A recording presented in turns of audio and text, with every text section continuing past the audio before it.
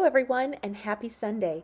Today's reading comes from Genesis chapter 21, verses 8 through 21. Our illustrations today come from the wonderful Action Bible. Abraham had two sons. His oldest son was Ishmael, and his youngest son was Isaac. Sarah, Isaac's mother, was jealous of Hagar, the Egyptian servant, and her son Ishmael. When she saw Ishmael playing with Isaac, she grew angry. So she said to Abraham, "Cast out this slave woman with her son, for the son of this slave woman shall not inherit along with my son Isaac."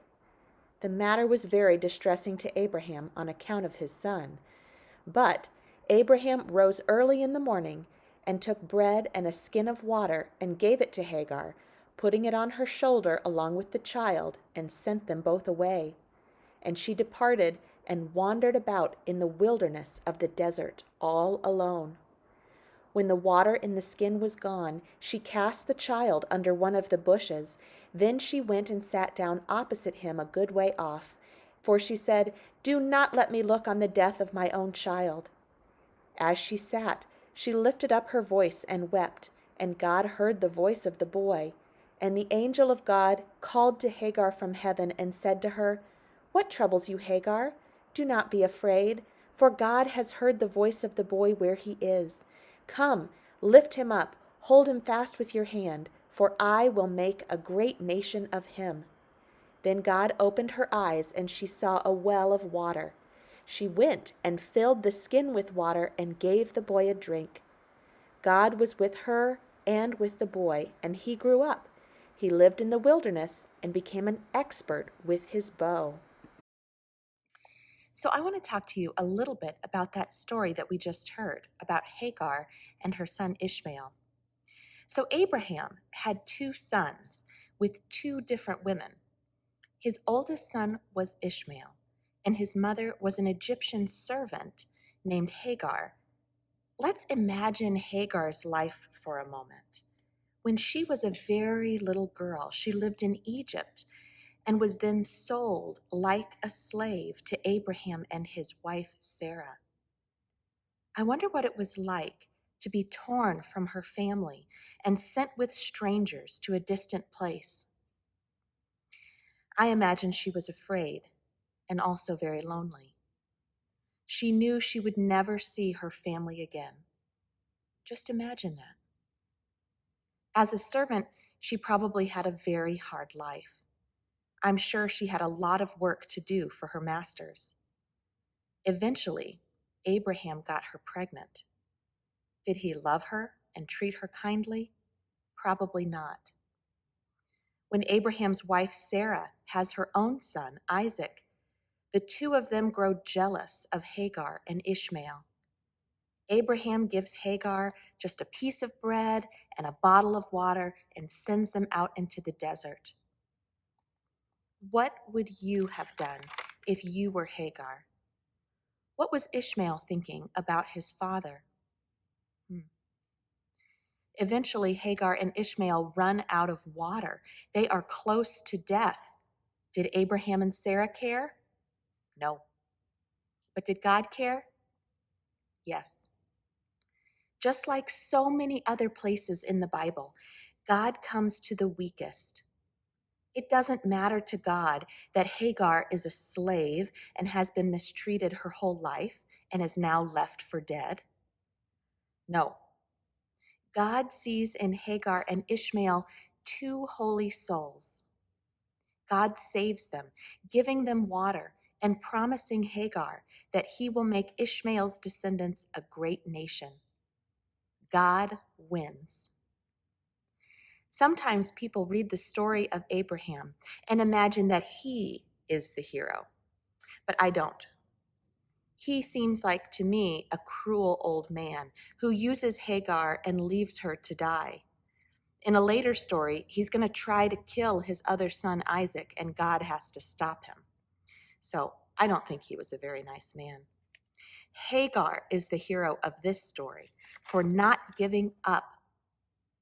When Jesus comes later, he proclaims that God loves the powerless. People who are mistreated and abused are God's people. The Christian church is supposed to be a safe place for people like Hagar and for all people, people like me and people like you. We don't have to do or be anything different than who we are to be loved by God. So I want to read you a new book that I just got that I'm really excited about. It's called A Church for All by Gail Pittman. And I think that this story connects really importantly to the story of Hagar and Abraham and Ishmael that we just heard. It's a story about who God's church is really for. And I want you to pay special attention to all of the cool pictures.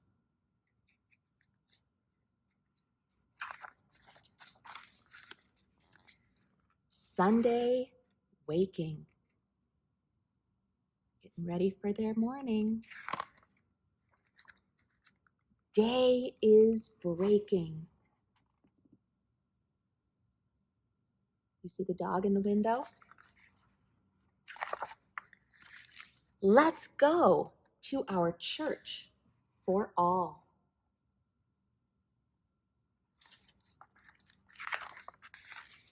Church bells ringing. Joyful noises. Choir singing, laughing voices. I love the details. Candles glowing, banners flowing. Come, enter our church for all.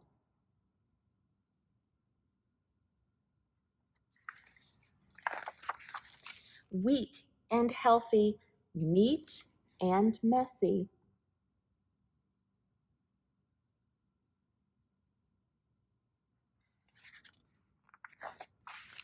Poor and wealthy, plain and dressy.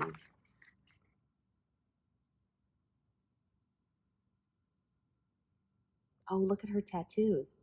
That's neat.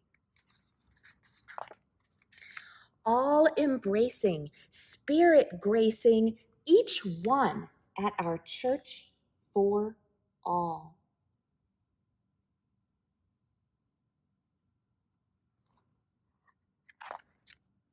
Bodies wiggling, mommies reading, children giggling, daddies pleading.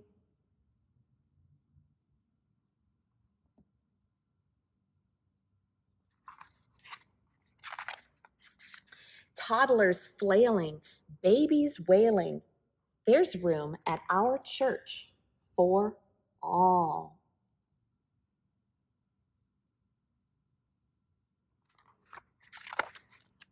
Hands receiving, hands connecting.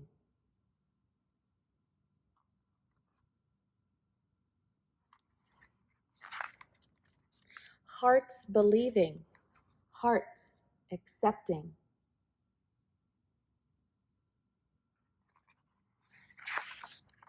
Feel the Spirit. Can you hear it?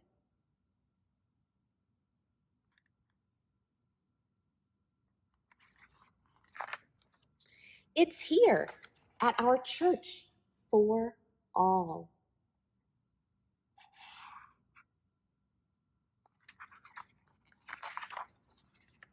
The end. I hope you like that book as much as I do. And I'm so glad that we have a church for all people. So I'm on the patio now at St. Mark's. And if you liked that book that I just read for you, I've got some exciting news. We are starting our very own lending library.